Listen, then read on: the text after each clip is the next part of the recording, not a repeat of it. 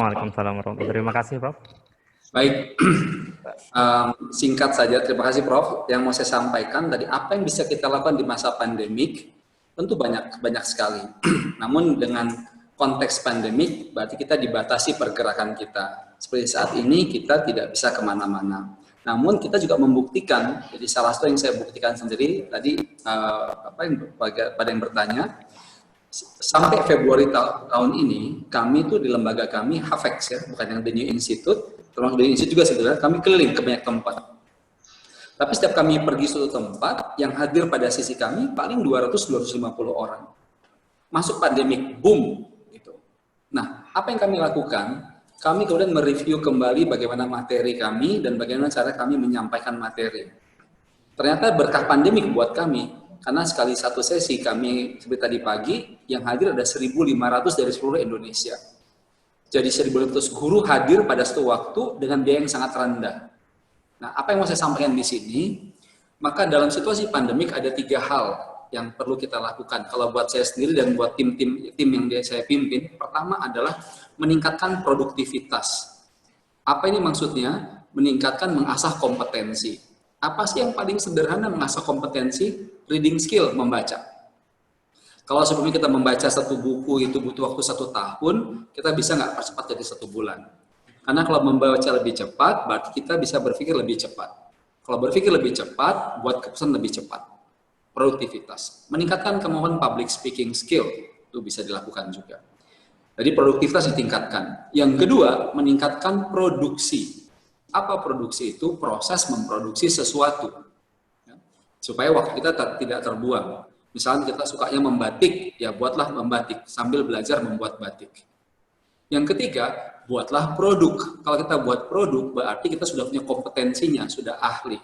Nah, kalau di masa pandemi ini kita belum bisa buat sesuatu, belum bisa buat sebuah produk, berarti kita harus tingkatkan produktivitas melalui cara produksi berkelanjutan. Dengan cara demikian, maka paling tidak diperkuat dengan niat yang baik, tadi mencapai legacy, ya, Asmaul Husna kita, dilandasi dengan itu, melakukan tindakan dengan positif, memproduksi sesuatu yang bermanfaat, maka kalaupun umur menjemput kita, maka insya Allah husnul khotimah, rahmat Allah turun. Kalau kita tidak meninggal, maka karya kita bisa dinikmati oleh begitu banyak orang. Saya kira itu bisa saya sampaikan tentang apa yang bisa dilakukan di masa pandemi. Baik, terima kasih Pak Zul atas tambahan dari jawabannya. Singkat saja tadi disampaikan bahwa banyak hal yang bisa kita lakukan di masa pandemi ini. Salah satunya mengikuti saran pemerintah adalah salah satu kontribusi kita kepada memajukan negara ini, yaitu dengan mengurangi angka pasien yang terindikasi positif COVID-19. Kemudian banyak hal juga, karena mungkin aktivitas bisa kita lakukan di rumah, banyak hal yang sebenarnya kita diberi waktu yang cukup panjang di masa ini untuk melakukan yang disebut Pak Zul tadi, produktivitas. Mungkin dulu sibuk bekerja, sekarang kerjanya di rumah bisa sambil baca buku, kemudian bisa sambil produksi macam-macam, kemudian akhirnya mungkin bisa menelurkan sebuah produk tertentu yang mungkin bisa kita wariskan ke generasi berikutnya dan sangat bermanfaat pastinya. Baik, dengan dijawabnya pertanyaan yang ketiga tadi, saya rasa mungkin cukup sesi kita pada sore ini. Saya mohon maaf apabila ada salah.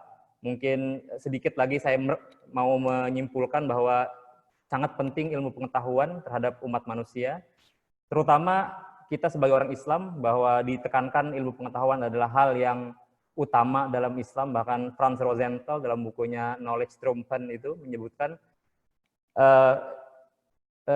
civilization atau Islam itu dibangun atas konsep utamanya adalah pengetahuan, ilmu, science, yang itu tidak didapati, bahkan mungkin tidak didapati di peradaban lainnya.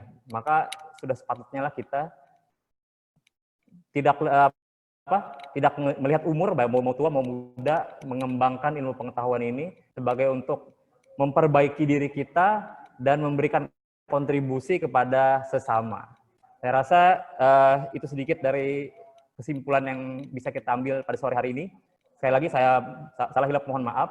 Saya ucapkan terima kasih kepada Pak Zulfikar kepada Prof. Hermawan atas waktunya dan atas ilmunya yang sangat bermanfaat ini. Semoga kita bisa memahami dan menerapkannya di kehidupan kita sehari-hari. Saya mohon izin, terima kasih kepada Bapak Ibu yang sudah meluangkan waktu. Saya mohon izin, saya Muhammad Zamroni. Assalamualaikum warahmatullahi wabarakatuh. Saya kembalikan ke MC, silakan.